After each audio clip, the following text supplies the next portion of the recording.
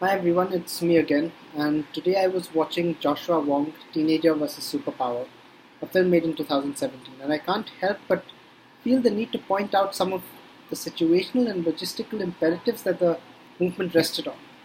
To begin with, let us examine the principal demand raised by scholarism, the movement founded by Joshua to the People's Republic of China, that national education be withdrawn from Hong Kong.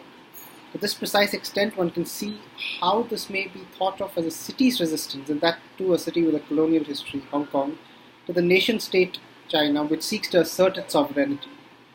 The umbrella movement emerging from the street assemblies led by scholarism, however, depicted the use of tactics like civil disobedience and the occupation of public squares, a strategy that we have seen in many contemporary uprisings, most notably the Arab Spring.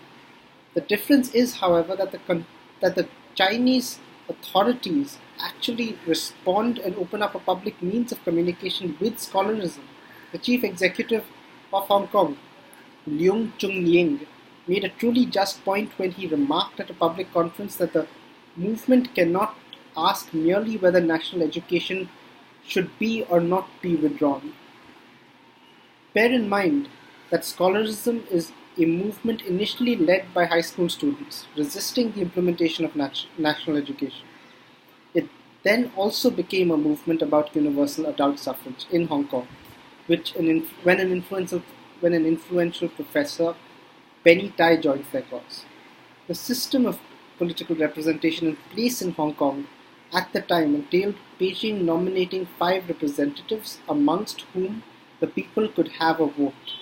With Penny Tai, there arose a demand for Hong Kong to elect their own representatives without nominations from the centre. At this point, let us leave aside the later history of scholarism, its dissolution and reformation into Demosisto. What interests me is Leung Chun-ying's reply, or rather what is unsaid in it, for it is a question imminent to the student protests in Delhi against the UGC, that's the University Grants Commission. If there is not to be an implementation of national education, then what shall constitute the curriculum that students study? The demands raised on those barricades were of institutional autonomy, yet this in itself is not enough. One must ask the question, the autonomy to do what? Who actually determines what students study? Presently, within public universities in India, the curriculum is drafted by departmental committees and ratified by a board of study authorized by a vice chancellor, and which is at liberty to invite external members. We still do not have any student representation in what is to consist of a curriculum, and perhaps what is most disappointing is the fact that this has not even been raised as a demand. The overarching situation hence becomes a power struggle between the institutional mechanisms of the universities and the UGC, with students serving merely as fodder for a fire whose warmth is basked in without any representative or even nominalistic results.